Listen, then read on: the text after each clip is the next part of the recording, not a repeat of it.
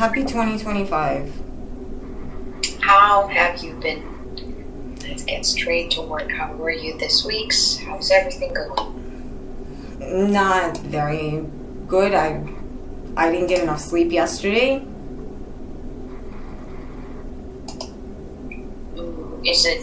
Are we talking insomnia? Are there noises in the house? Sounds outside? to me like the neighbors are trying to wake me up, but I don't know how to get to the technical details of that. Maybe I'm just being too sensitive.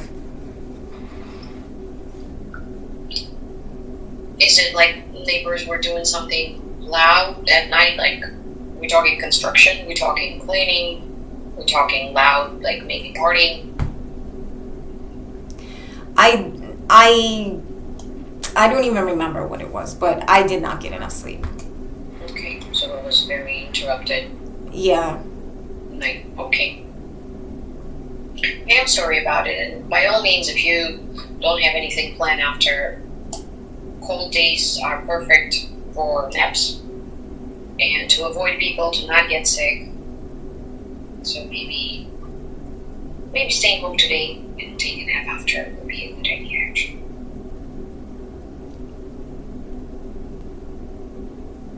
What was your week look like? Do you have any traditions for the New Year's or Christmas?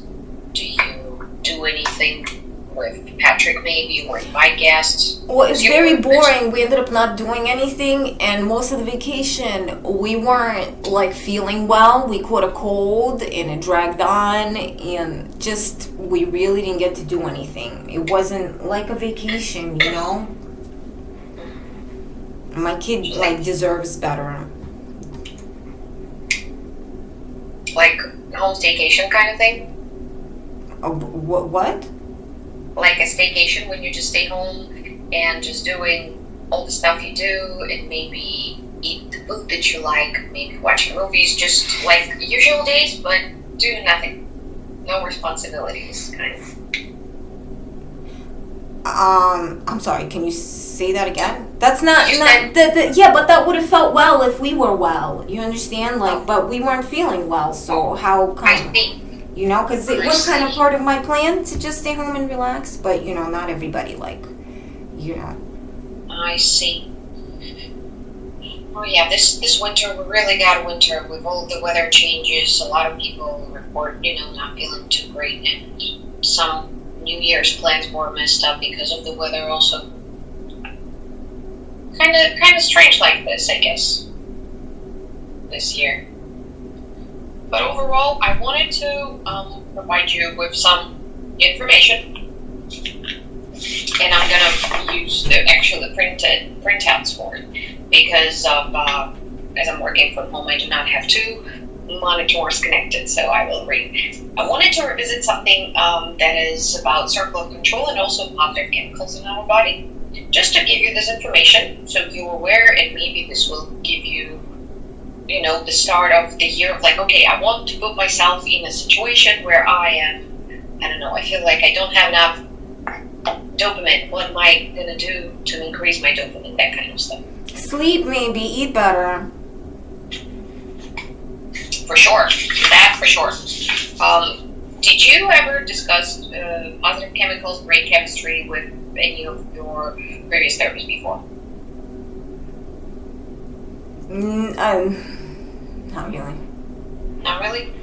So we have basically 4 happy chemicals, let's call them this way. It's oxytocin, dopamine, serotonin, and endorphins. They are different, located around our body, and they produce chemicals that travel through the bloodstream, reaching our brain and making us feeling happier, helping to regulate our mood, helping to feel positive and promote feelings that including happiness, joy, for the most part.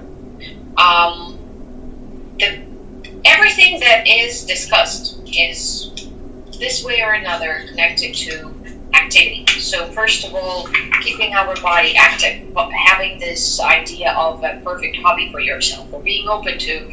It's hard to keep active if you're dead tired, and then like those activities, like if you involve yourself with an activity when you're like half asleep, that it could be dangerous. You know how they say when you're tired, lay back. So I don't know what I'm doing. I feel like there's always a part of me being distracted. Do you think this tiredness, where it starts and where it ends? Because sometimes lack of activity puts the body in this constant mood of like standby, when the computer is processing, but when you're not actively using it, it's kind of like on the standby mode. And it's making us think that it's turned off, where in fact you just have to, click the mouse, which probably move the mouse, the arrow, so it starts showing us that, yeah, actually there is something on the screen. Does it make sense, the reference? No, it doesn't make sense. I don't know. It's just, I don't know. Maybe I'm not good with, analogies. It doesn't make sense. No, that's alright. I'll try to paraphrase. I am meaning that you think that you're tired because you don't do anything. Or I think I'm tired because I don't get enough sleep, and I caught too many colds. And my kid caught a cold too. Whoa. And it's just sorry. The thing is that I don't even I don't know. What was the exact question? No, I wanted to understand the nature of the exhaustion, because if we're talking about the present moment, this is information not to apply immediately right now. No, it's just for your information, just to use it whenever, and if you ever in doubt when you will feel better and when colds are gone, maybe it will be in springtime, summertime, that's when you can apply it basically. So to begin with, oxytocin is also, sometimes they call it as a love hormone, and helping us to feel loved and connected to others. For example, when we have human contact, when we play with our kids, when we have physical touch, when there are hugs, like with friends or family members. That's why yoga practices, or people are into Pilates nowadays. It makes us feel our body and brings a little bit more of oxytocin because of that. Listening to music, good vibes, provides with that. Getting or giving a massage, even to yourself, simply maybe stretching your muscles, helping yourself to release the tension. That helps a little bit, especially if it's consistent. Spending time with friends, engaging in conversations. I watched the movie and it made me feel good. It's sometimes the power of words and finding somebody relatable to my situation. And I watched the movie, it was called Assholes, a Theory. Right? And there was people like me that were in a few stories that were going against all odds, sort of good rats. And I really appreciated that movie, It influenced me to believe in something, in good people. That is great, yes. Is it a documentary or semi-documentary, or? It's from 2019. It's called Assholes, a Theory. Mm-hmm. I think that's the only part that I got from it. I am glad that you do something that makes you feel good. Yeah. The second one. The second happy chemical, it's 4, so we're halfway through. It's quick. Dopamine is a reward chemical, so basically pleasurable activities considered exercising, making food and cooking delicious food. When you expect a reward, for example, you worked on something and someone gave you a verbal acknowledgement of your efforts, that is what brings dopamine in. Completing tasks, that's why I highly recommend people to break big tasks on the smaller ones and try to see how you can make your day more productive, even if you cannot get a hold on a big chunk of it. Even a couple of things that you can cross out, or give yourself a little star, hey, good job, you actually were able to do this. It's just that the thing is, my life has been a series of tasks for survival, and I feel sometimes emotionally, when I do get a chance to breathe, I feel emotionally I'm breaking down. What is my life? It's been a series of tasks for survival for me and my kid. I feel very depressed. with all of these tasks, when you are onto it, when you're attempting to talk to people, call authorities, submitting letters. Should I have more tasks or less tasks? Should I just like trust the system for a bit? Because I really feel this way. Like the more I'm loaded up, and then people that are inexperienced, they're always proposing whack ideas for me, and me being like a schmo, I fall for them sometimes, thinking that they couldn't just be proposing wild ideas to have me go on a run, or like proposing wild ideas because they just want me to get off them. I would never think that, right? I would go and try this idea, and then what I find myself is like very tired. Are there any specific ideas? Because we're talking very broad, right? You're giving me ideas mostly, and it's like, I don't know, sometimes half of them also, by my nature, maybe I have the big ego, sound offensive to me, like you were mentioning terminologies and stuff, and somewhere on like a base level I feel offended. Say, remember how we spoke about your grocery shopping, and you said that yes, it is far, but I feel so much better, and my stomach feels much better. It ended right away. It ended. It like the next week, and now what's the point? Am I supposed to pretend that this is making me feel better?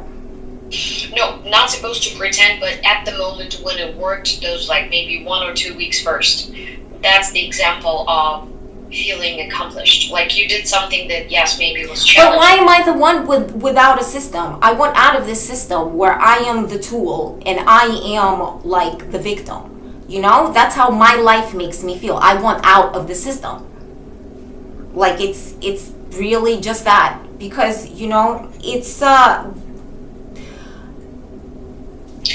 it is a difficult topic. Otherwise, it is a never-ending list of daunting tasks. I think in our work together, I also keep in mind that the difficulties, the challenges that you are going through, it's not just something that can be resolved overnight. And you've been living in that for a long time, and it's been in your life, and you, of course, have the right to feel all sorts of feelings, being exhausted, being mad at it, being angry, being annoyed, being unsatisfied with it. It is. But I feel entitled to my emotions, but when somebody tells me they want to cognitively restructure me, it makes me offended, like my emotions aren't real. And I feel that's the way to like zombify like a fringe population, is to tell them to behave differently just because they don't like them. I feel like that's what's been happening to me, like okay, be more specific, if I may. Who's telling you to structure your emotions? You were telling me to restructure myself. How do you deem that the problem is coming from internal things, internal decisions, internal actions? How do you feel about that? It starts with the fact that if you're seeking services for verbal mental health therapy, meaning that you want to improve, say, coping skills, reactions. So you tell me then, you're the one that's been social with me. What is my motherfucking problem? I'm so sorry I let that slip. No, it is not me telling you what's your problem. It's you telling me what's your problem and showing ways of like, okay, I don't want to react this way. How do I react differently? What do I do? What do I practice? Then you try it, and next week you bring it back and you're like, no, this is not working for me. What else can we do? Should I do this? Should I do that? This is how it works. I'm not in a position to fix or tell you what to do. The fact that you see all you want to hear is that, like, it's like dismissive, right? It's dismissive,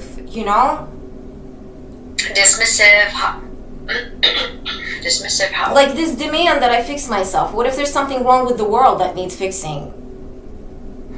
But we cannot control it in our sessions. Everything we can is say, if you feel difficulties of leaving the house and you understand that it could be, for example, a depression, and you'll be like, I feel that, and we're trying to dig into those emotions, but in order to understand what they are, it's good to increase emotional awareness and understand that we cannot, as humans, we don't only feel good or bad, that it's a big spectrum of everything, and you can be like low energy but happy, or high energy but angry. and that is important to navigate in the system also. So it's Really, not in terms of it's like even if you're low energy but happy, or high energy but I don't know. There's factors that are like obviously draining, on somebody's very personal existence. First and foremost, like if your privacy rights were being violated,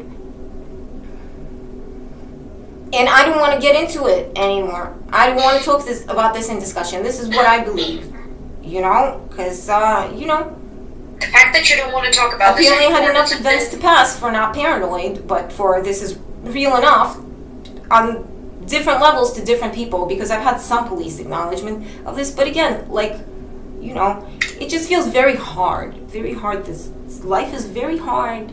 I just don't even know what to say. It doesn't mean that you're fully ready to move on from this situation. When you're saying I don't want to talk No, I'm about not. it. And some people, I just look at their face and they're ready, to unload their shit on me, and I just have to sit there and bite my tongue, and it's very sick. It's like I'm very, very frustrated. I'm very frustrated with certain people. I'm very frustrated with myself too. I don't know what I'm doing wrong, but if we're all gonna be coy, then I just don't wanna, because I don't even know what's wrong with me. When you're saying that they are ready to unload this on you, is it something I'm missing, that in the last couple of months you were talking to someone and there were conversations presenting that there will be something for you that will be unloaded? Almost anyone,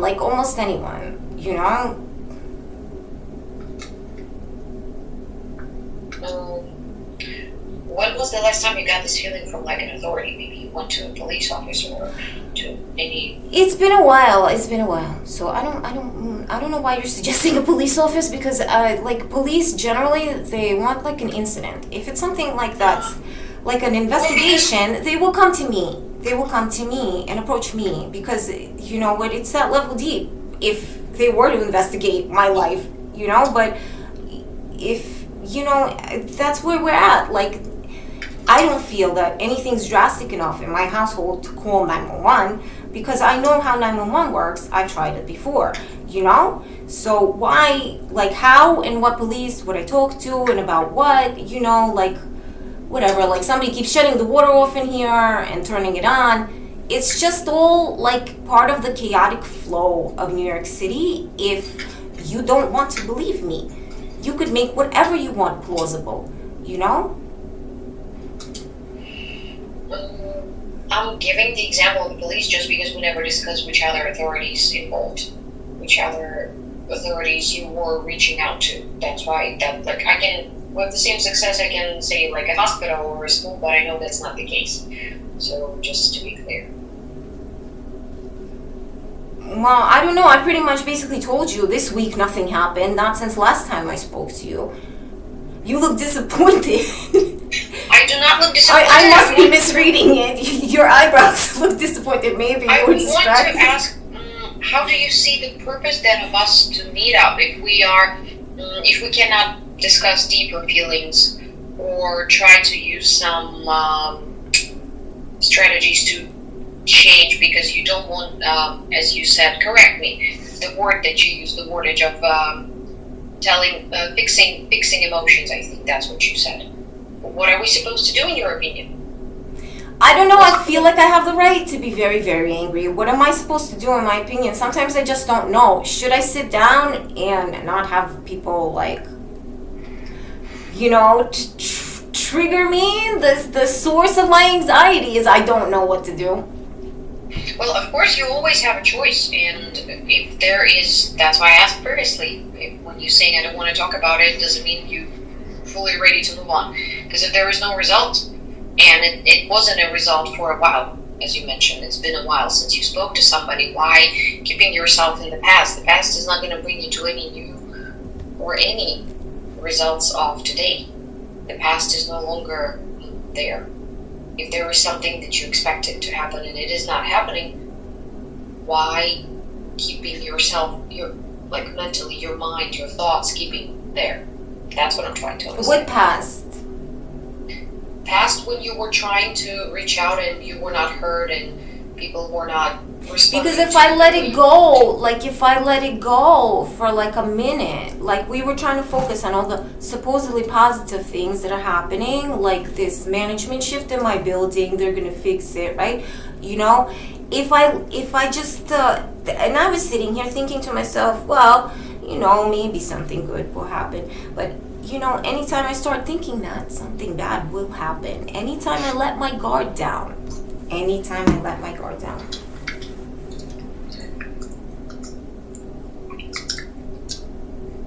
I wonder what was the focus, like this whole time that you've been with NYPCC, what was the focus? What do you think was the biggest breakthrough? What do you think significantly changed for better? Again, not in life, but in yourself. Maybe you notice that you're using more positive self-talk and you're less strict to yourself, and sometimes you can say to yourself, like, you know what, tomorrow's gonna be another day. I'm gonna pour myself a cup of tea or make myself a hot cocoa and just sit and enjoy the movie just you for know what this I hour. could tell you this week, you know, maybe, and sometimes I don't know whether to blame my own will or, you know, other people's head pressure for my being more like dysfunctional. I can tell you this week I got less sleep, and like I've not like partook in the hobbies that I try to partake in. You know, maybe I'll, you know, start thinking more positively again. But every time I start thinking about positive things, it's like in this crazy manner that's like irrational. That's the theory. See, I believe what I'm hearing here is also, if you haven't had results for a long time, just saying like, hey, I'm going to start thinking positively now. It sounds like, I'm sorry, bullshit. Because it's impossible to switch this fast. It's impossible when you had so many struggles in the last XYZ amount of years, and then just like, hey, that's it, I'm positive today. Sometimes it's not the case. Sometimes it's the habit that you develop over and over, having those, you know, little steps, developing something that works for you, but the only way to find out what is it is to try. So it's kind of like the decision. We can talk about it, but the behavioral activation part, when you actually make this choice and, you know, challenge yourself and be like, hey, for a week I will try to do completely different and see how I feel a week after. Because all we have is basically time. That's what I feel like it was. Like, I feel like I was trying to find something, because my body gets tired from fighting, and every time I get a win, like the pressure goes up. It's like a game. My life is not real. And of course, your body might. It's surreal how fucking retarded my life is. Do you understand that? Can I curse a little bit? It's not directed at you. It's surreal how fucking retarded all this is. I'm so like, what? Sometimes, some days, like, why? Of course you can curse. The goal is whenever you feel comfortable, like, you know, not having any filter, whatever you feel like saying, say it. Yeah. Words are already a filter. Words are my filter for my emotions. Well, at least, see, that's some level of awareness here. The words and how you speak. Just to try and challenge all of those behavioral challenges. Like, I will try to do this and that and not do this and that. No guarantee that it works. I don't want to interrupt you. I just had like one of those like classy poetic thoughts, because I am pissed. Is like, you know, you could say that what were you saying before I interrupted you? Because this is like so stressful for me to keep this thought in my head right now. About the goals, about work together, about behavioral activation, about that your body might be very exhausted for sure because you've been in this stress for so long, and you might lose the ability of having joyful something because you. Oh, I was saying, like, it's hard for you to sit there because, you know, like, I don't even know. Forget it. I'm gonna eat this. I'm gonna eat this thought because it was too stupid. No, nothing's too stupid. Don't worry about me. I don't want you to feel this relationship not reciprocating. It's okay for you to talk whatever you want to say without worrying how am I going to feel or what my reaction will be. That's it. Because I am trying to, like, I'm here for you this time of the session when you talking. It's your time. I'm here for you. And I hope it's clear. And on that note, I see you trying. I see you trying. You know, sometimes it's like the demands I make will reflect how hard you try. So I wanted to apologize for that. Sometimes No. I know you people always like to say there is a way, you need to mind over matter something, but that's like a crazy fantasy to me.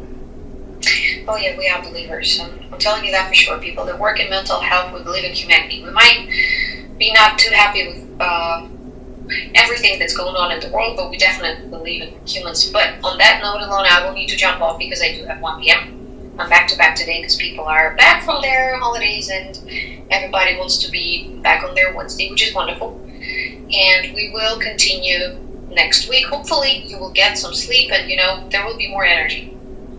Okay. Thank Alright. you. Thank you. Okay. Thank you. I'll see you next week. Bye. Take care.